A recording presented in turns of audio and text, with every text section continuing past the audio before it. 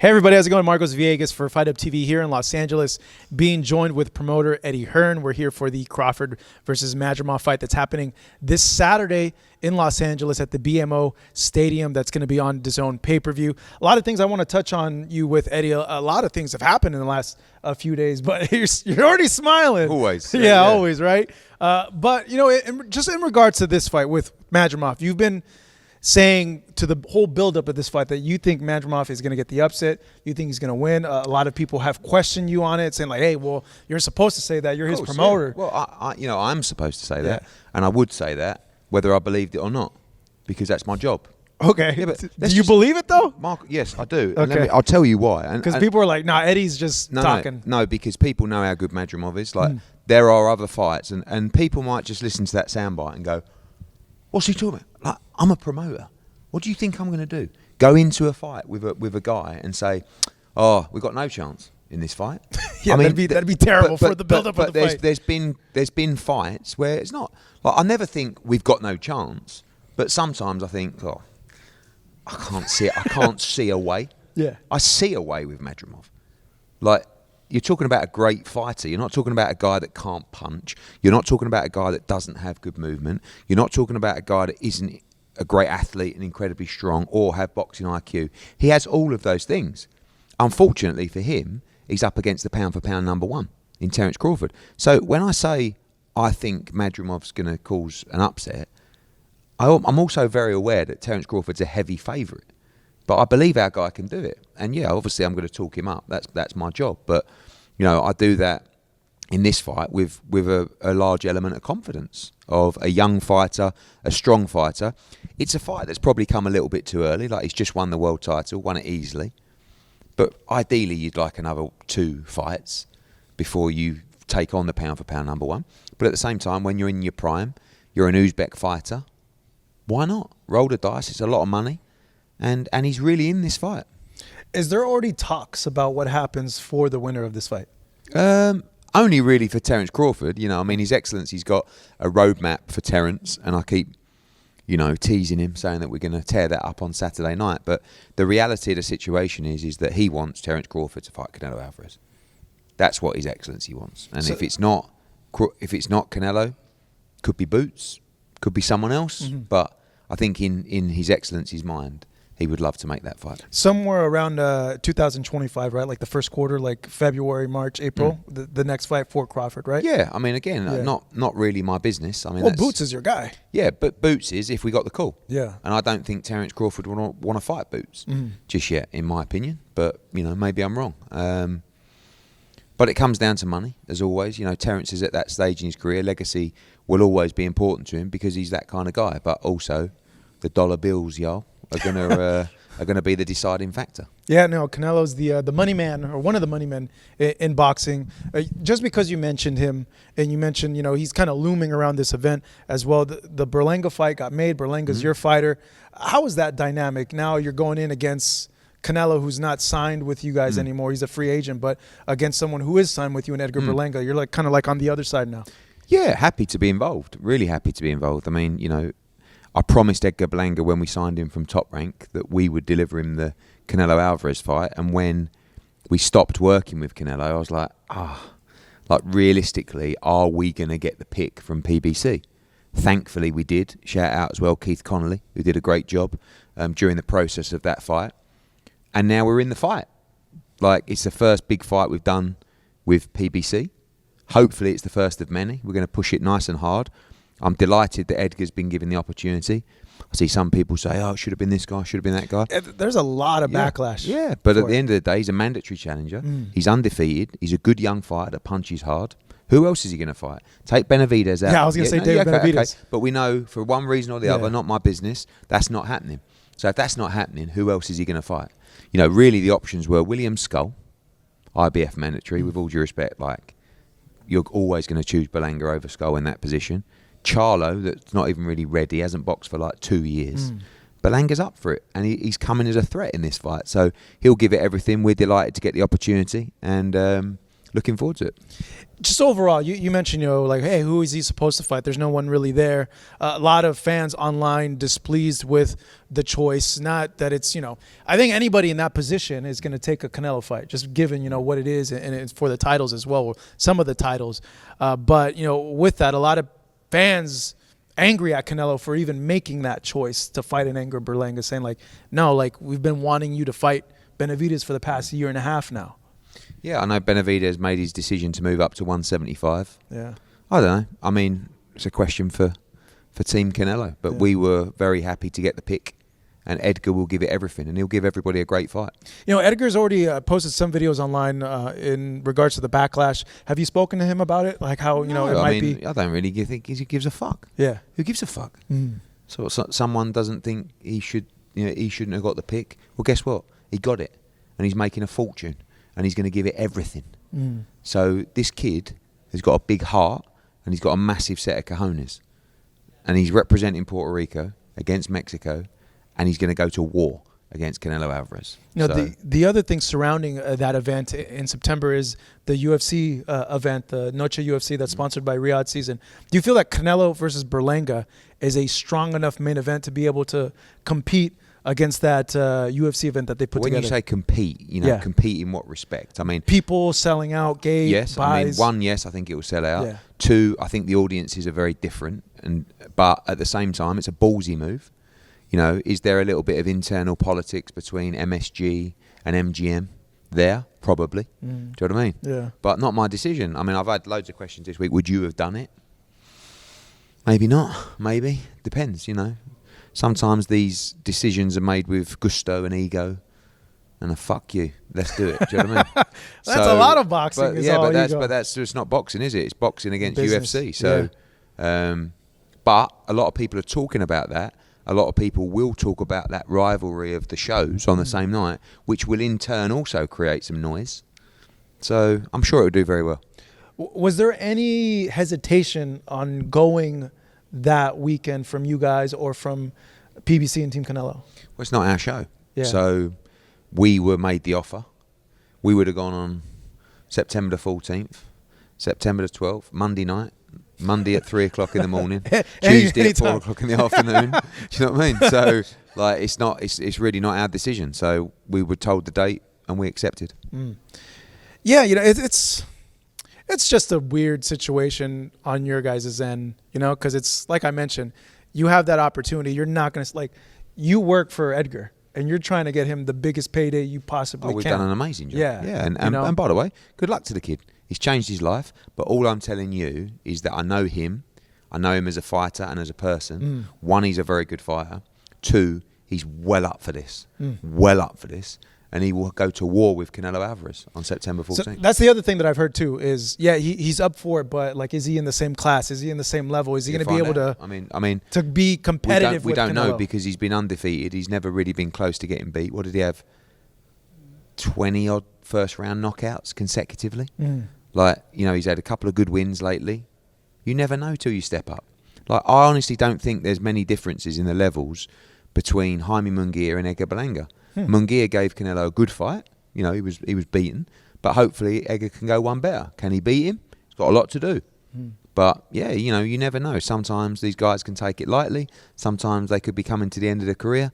But Canelo is an all-time great. We're up against it, but he'll give it everything. You've spoken to Turkey a lot.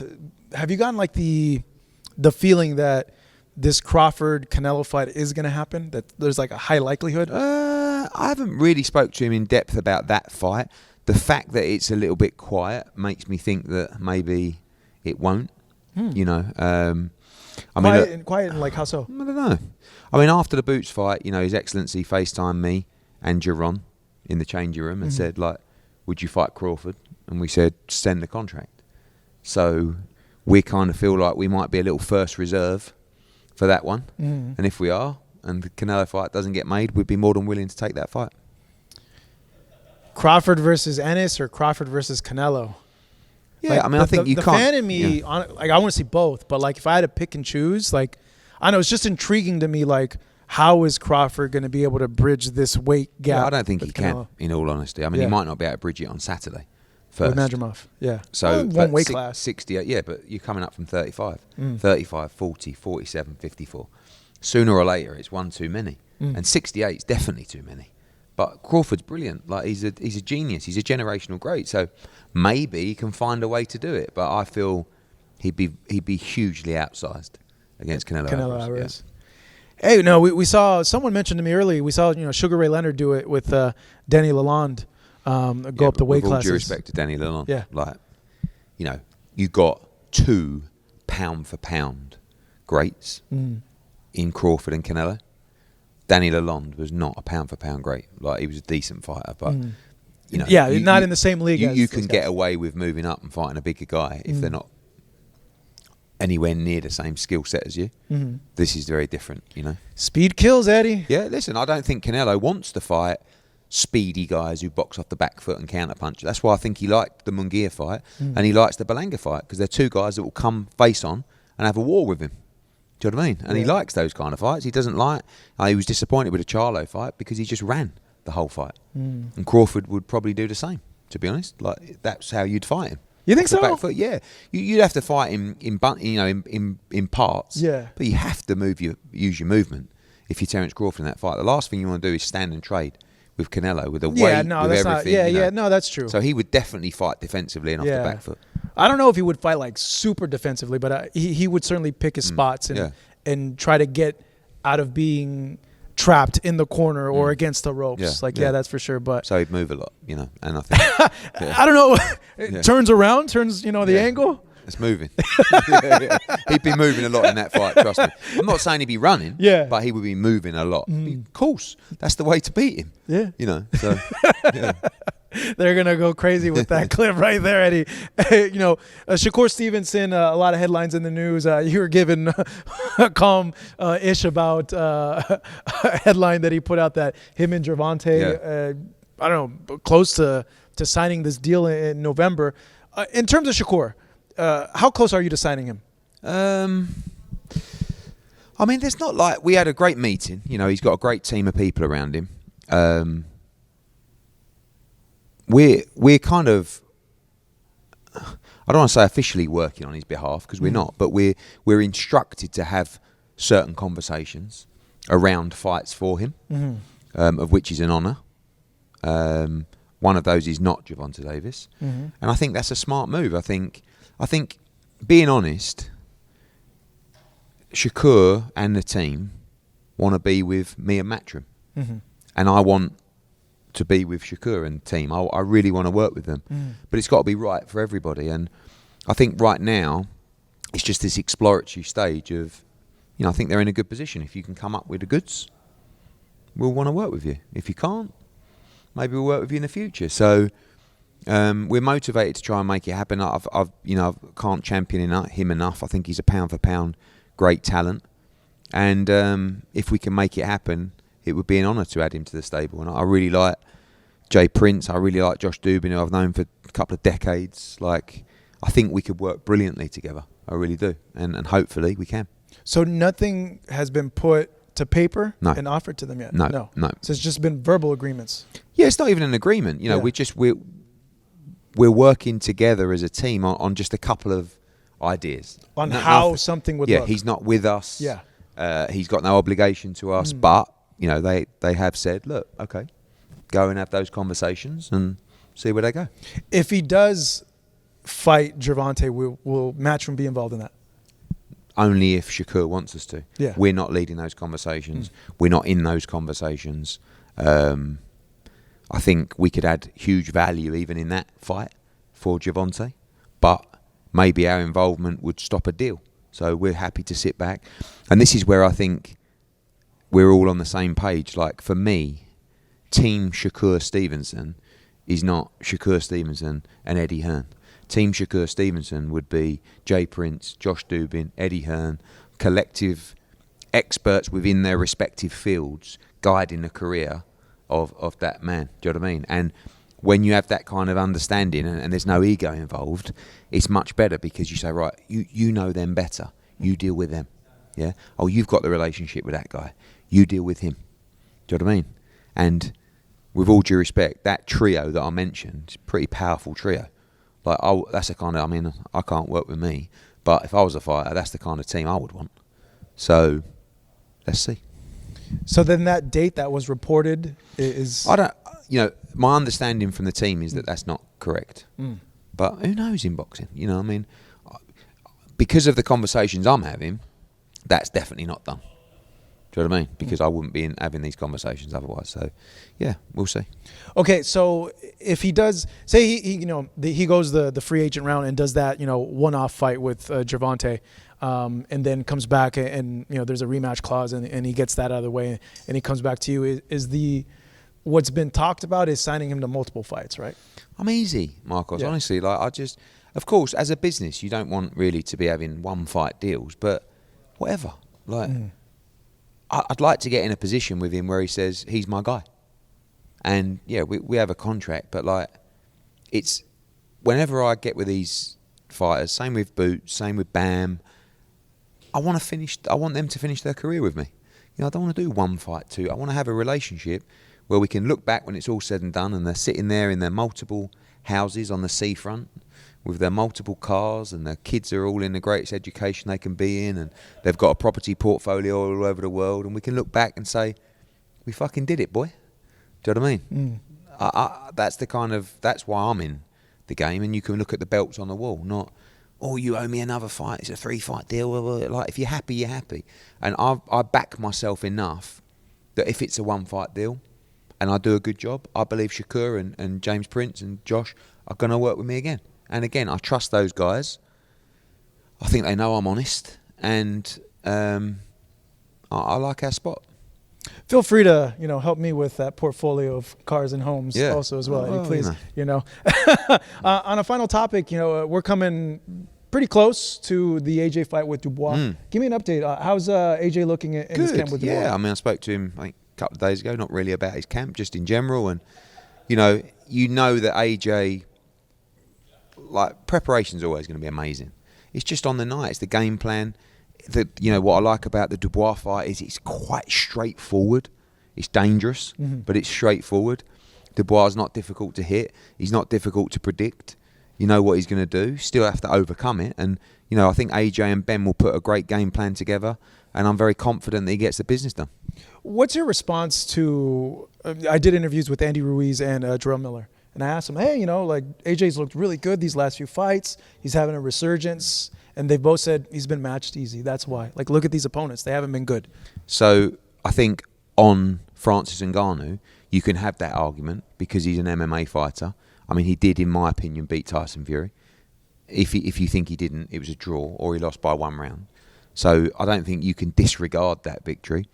The Otto Wallin win, you cannot disregard. I mean, Otto Wallin just went to Russia the fight before, beat Gassiev in Russia.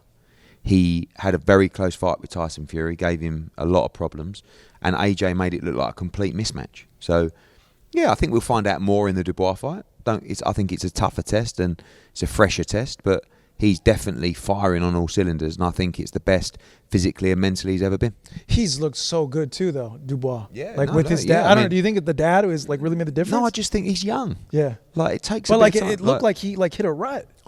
Yeah, but also I don't think Hrgovic was in shape for that fight. Yeah, he hit Dubois with every right hand he could throw. If AJ hits him with one of those right hands, the fight's over. So but Dubois can punch, and he's confident at the moment. It's a bad time to fight both guys. In all honesty, I think they're both in their absolute prime, so it's going to be a great fight. The plan is still the rematch with Fury and Usyk. That's still the winner. The winner of this fight should fight for undisputed. So hopefully that's us. That's still happening though. What? The rematch. There's December 21. December 20. Yeah. It's still, we're good to go. Yeah, not my fight, but absolutely. But you're still going to be involved in that. Yeah, of course we'll have fighters on the card, and then that's you've got myself, you've got Queensberry, you've got Gold Star. We're building a lot of these cards, but still, His Excellency picks the fights. It can be Golden Boy, it can be PBC, it can be Top Rank. So yeah, we've got Bivol Beterbiev coming up October 12th in Riyadh with a few fights on the card, and hopefully we get a few fights on the card for December 21 as well. My last one for you, Eddie. Like looking at this card, you have I believe just about all the promoters here in the U.S. have some sort of fighter on this card. We're seeing with the other cards as well. Everybody has a hand in the pot. I know there was a report that was out there that's saying that, hey, they want to make a league, a Riyadh season, Turkey does, were similar to the UFC. Do you think like we're on the pathway to that, and that's ultimately what's going to get executed? Maybe. I think if the format makes sense for people, if the business makes sense, I think Riyadh season has been so energetic for the sport of boxing, so good for the sport of boxing. We'll see what happens, but he's done a great job of bringing promoters, not just promoters, but networks together. And if he can do that in a format that sees the best fight the best, I think a lot of people would support it. As long as we're getting good fights, absolutely, that's all I worry about. We are. But Eddie, good catching up with you. Good chatting with you as well. This weekend, Madrimov defending his title. He thinks it's going to be an upset. And don't forget as well, tonight, Santa Monica Pier. Yeah, the Rivals. The Rivals going to be wild. Wednesday. And there's a fight card Wednesday. Yeah, we got the pier. media workouts. Mark Castro main eventing in a good fight. Shakram Girsov's got in a tough fight.